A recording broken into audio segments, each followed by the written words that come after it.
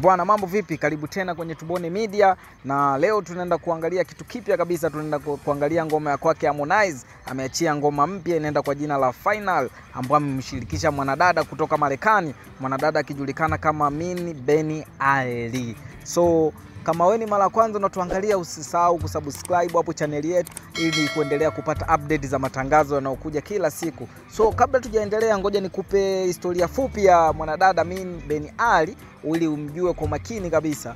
Min Beni Ali alizaliwa 4 Disemba mwaka 1978 kwenye mji fulani ambao upo Israeli. Mji unajulikana kama Ramat Gan huko Israeli bwana, na asili ya Kiyahudi. Wale wafuatilia Bible, kama Biblia, wanajua kwamba Wayahudi au watu wa Israeli ni watu gani. Na kitu kingine, historia fupi, au mwanadada alishinda tuzo ya Grammy.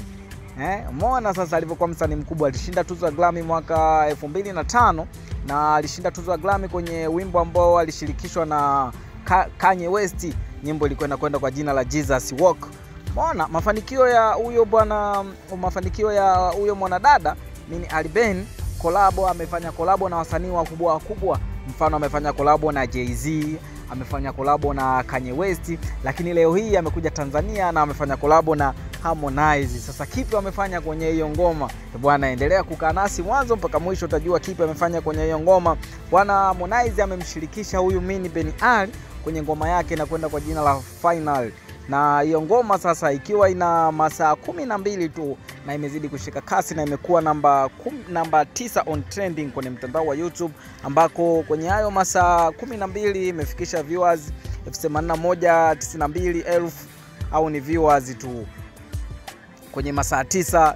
Na ngoma ni kali sana, na huyo mwanadada ni maarufu kwa kuimba mziki wa violin, kama unaujua mziki wa violin, lakini yeye ni maarufu sana kuingiza hiyo violin kwenye nyimbo za hip hop, kwa hadi akauita muziki wake kwamba unaitwa violistic, unaitwa hip hop violistic.